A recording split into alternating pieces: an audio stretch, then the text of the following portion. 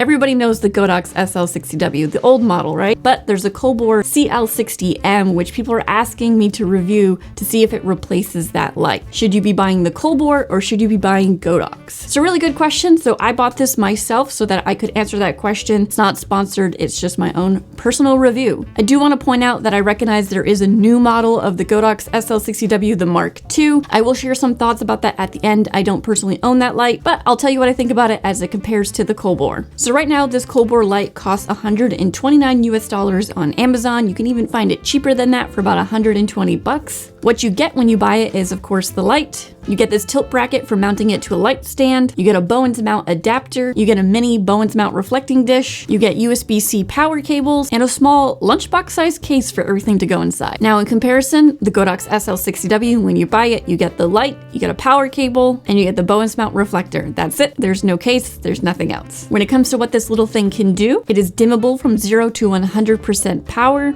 It is 5600 Kelvin only, since this is the daylight only light. It has Bluetooth controllability as well as controlling it from the back of the light. It powers via USB-C, so you could also power it off of a small power bank. This light also acts as a controller to other lights. So if you had multiple lights, you put them all on the same channel, and then this one light, you can control 10 of them doing all exactly the same thing. It also comes with pre-programmed special effects. As you can already tell, this has a small size factor and weighs about 1.2 pounds. The build quality, I believe, is made out of aluminum. There really is next to no plastic on this. And lastly, one of its more interesting features is that if you have multiple lights, you can actually stack them together, just like this, and create like a hive of lights to use all at the same time. Now for the Godox SL60w and its features, the SL60w has a larger form factor and has a build quality that's made primarily out of heavy-duty plastic with some aluminum parts. The SL60w is a 60-watt Bowens mount light, but is only dimmable from 100% power down to 10% power. The SL60w does not have Bluetooth control. However, there is an optional remote that you can buy to control the light wirelessly through a physical remote. However, one thing that the SL60w does have that the Colbor does not is an umbrella mount. Additionally, there are no special effects with the SL60w, and the fan noise is significantly loud on this light. And of course, there is the newer version of the SL60w, the Mark II. I don't own it. I haven't seen many reviews about it, so I'm not quite sure if the fan noise has been fixed. It says they have, but once again, the form factor and the build quality is about the same on that light, and you also still get no case with the new light as well as the old SL60w. So I did a light test using my spectrometer, and to try to make the playing ground kind of even, I used the reflector from the SL60w, so I thought it was a fair way to compare the two, not to mention that this tiny mini reflector that fits on the Colbor does not fit on the SL60w. So keep in mind that the numbers you see here might be drastically different than ones you might see other people do.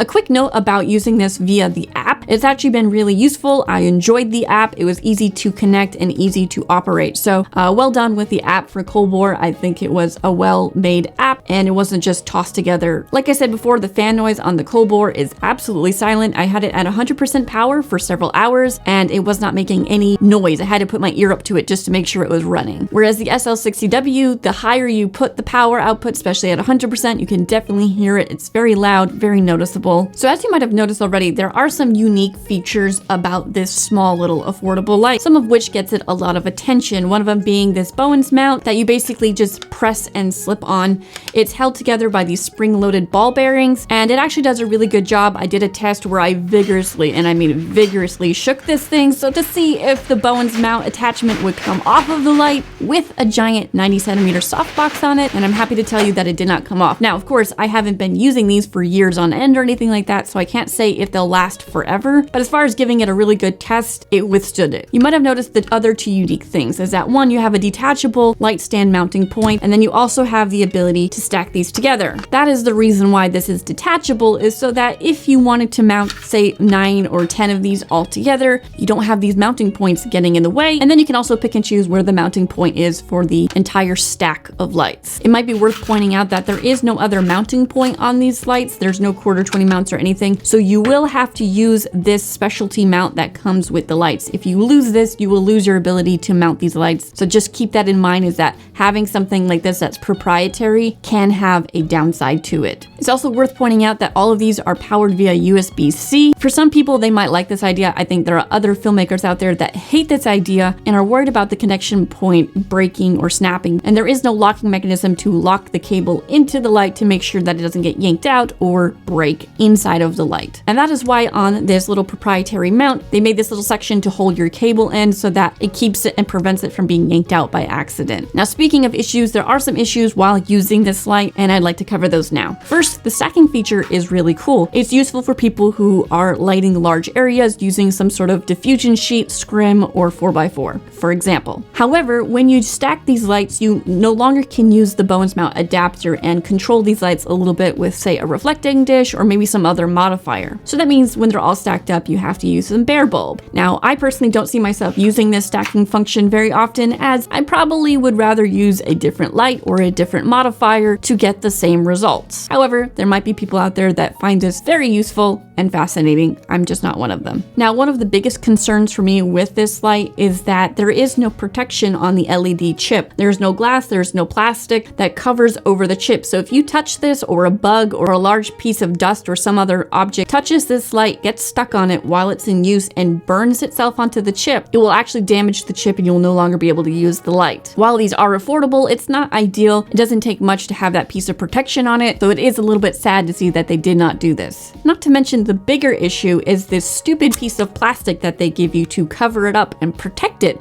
from getting damaged while not in use. It's literally a piece of plastic, and it looks like something I would put ketchup in and eat my french fries with. I am highly disappointed in seeing this with a light. I don't care if it cost $130. It does not cost much to get something a little bit better than this. Not to mention, it is very hard to get it back on here, so it's probably going to get damaged and then I won't be able to use it in the future anyway. So those are the main cons that I have with the light. To be quite honest with you, I wanted to really dislike this light, but I have rather found it impressive for its size, for its price. When it comes to the Godox SL60w and the cons that that light has, it has quite a few. The fan noise is atrocious. It makes it really annoying. It's quite a large light and it's quite heavy in comparison to this one. It doesn't come with the case and you can only put it down to 10% at its lowest output. So really, the SL60w is an older light, obviously, and it does have quite a few limitations. I would say it's pretty safe to say that this light replaces the old SL60w. It just has a lot more going for it, and also the price tag is about the same, if not cheaper. So I did mention a few times there is a new model of the SL60w, the Mark II. From what I can tell, I've watched videos about that new light, is they updated a few things, but in general, the body type and shape are about the same. It still doesn't come with the case. You get a little bit more control out of the newer SL60w as it goes down to 0% as well, and they added special effects to the new SL60w Mark II. So in that way, the new SL60w Mark II is very similar to the Colbor. However, I think the biggest distinction is that the Colbor is still smaller, it's more lightweight, and it comes with a case. So those are things that I would say someone more run and gun might find attractive